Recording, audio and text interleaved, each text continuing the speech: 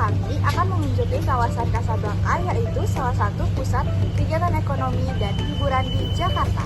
Di sini kita akan mengamati bagaimana kawasan ini berkembang, apa saja potensi sumber daya yang dimiliki, serta bagaimana infrastruktur dan fasilitas mendukung kawasan ini sebagai pusat pemerintahan. Jadi, ikutin terus ya perjalanan kita kali ini. Jangan sampai kalian ketinggalan tentang kawasan Casablanca ini. Dadah! Oke, jadi kawasan Casablanca di Jakarta Selatan saat ini dikenal sebagai salah satu titik pertumbuhan perkotaan yang cukup signifikan. Kawasan ini berkembang terutama karena faktor lokasi, infrastruktur, serta aktivitas ekonomi yang terpusat di sekitar Mall Casablanca dan area bisnis sekitarnya.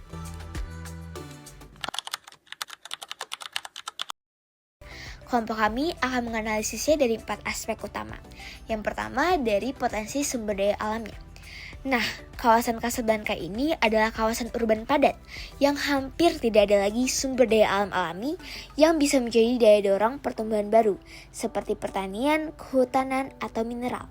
Potensinya lebih berupa sumber daya alam buatan, misalnya ketersediaan air dari jaringan PDAM, ataupun energi listrik dari infrastruktur perkotaan. Untuk bertahan sebagai pusat pertumbuhan atau menjadi pusat pertumbuhan dilihat dari SDA bukan faktor yang kuat. Karena keterbatasan lahan dan juga ruang terbuka, kawasan Casablanca justru menghadapi masalah polusi udara, limbah, dan juga keterbatasan ruang hijau. Jadi sumber daya alam di sini bukan penopang utama dalam pertumbuhan dan pertahanan kawasan Casablanca ini, melainkan tantangan yang harus dikelola dengan baik. Nah, yang kedua kita akan melihat dari aspek potensi sumber daya manusia. Nah, letak Casablanca di Jakarta memberi keuntungan besar karena kawasan ini dekat dengan pusat tenaga kerja profesional, lembaga pendidikan, dan perusahaan multinasional. Tenaga kerja terampil tersedia dengan mudah, baik sektor perdagangan, jasa, maupun industri kreatif. Untuk bertahan sebagai pusat pertumbuhan, jawabannya adalah iya. Dengan catatan, sumber daya manusia di sini harus terus mengikuti kebutuhan pasar. Misalnya, di era digital sekarang ini dan industri, perusahaan membutuhkan tenaga kerja dengan kemampuan teknologi, manajemen data, dan inovasi bisnis. Kalau tidak, keunggulan SDM bisa menurun, meski lokasi Casablanca ini yang strategis. Lalu yang ketiga, kondisi bentang alam. Untuk menjadi pusat pertumbuhan, jawabannya tidak. Bentang alam di Casablanca adalah kawasan urban yang sangat padat. Tidak ada lahan luas atau cadangan ruang terbuka yang bisa menjadi basis pertumbuhan baru. Pertumbuhan horizontal hampir mustahil, namun untuk bertahan sebagai pusat pertumbuhan, jawabannya bisa iya. Asal dilakukan pengelolaan ruang kota yang baik. Pengembangan ke depan lebih banyak mengarah ke pembangunan vertikal, seperti gedung perkantoran, apartemen, dan pusat perbelanjaan.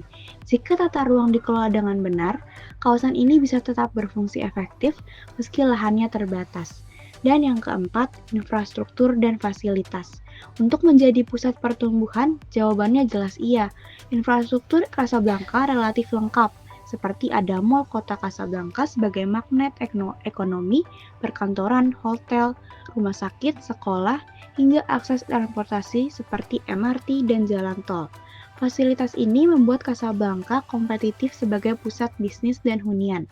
Untuk bertahan sebagai pusat pertumbuhan, jawabannya juga iya, tapi dengan syarat masalah utama kawasan ini adalah kepadatan lalu lintas. Jalan sekitar Casablanca sering macet parah pada jam sibuk. Kalau tidak ada peningkatan transportasi publik atau manajemen lalu lintas yang lebih baik, kenyamanan dan efisiensi akan turun dan ini bisa mengurangi daya tarik kawasan. Di sini saya akan langsung menjawab pertanyaannya.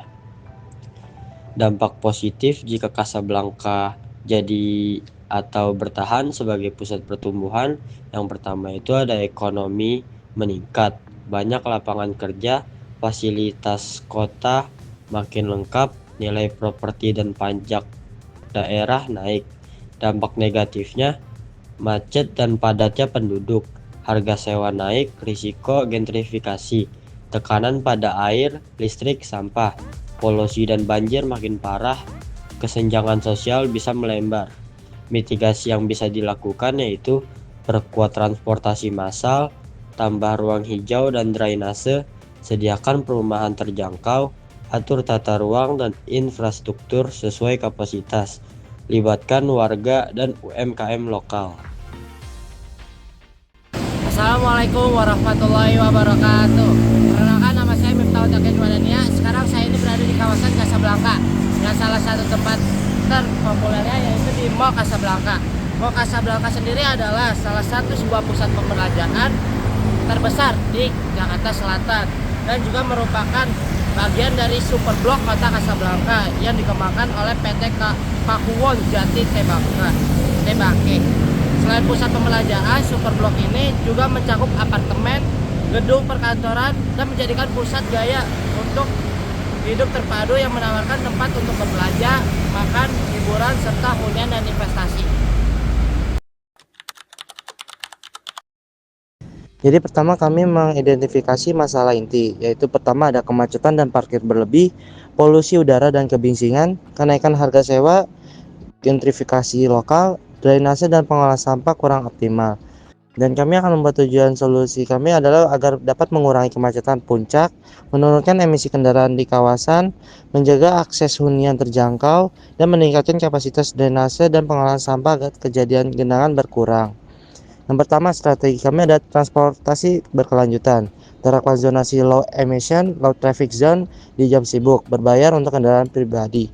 Terus kita perkuat layanan transit massal dan feeder, di mana ada bus cepat, shuttle dan stasiun terdekat. Kita dapat tambah jalur pejalan kaki dan jalur sepeda terintegrasi.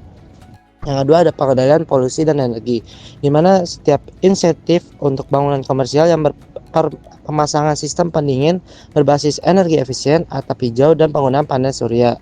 Yang ketiga kita ada perumahan terjangkau dan sosial, yaitu kewajiban di mana inclusionary zoning, setiap pengembang besar harus menyediakan persen unit terjangkau.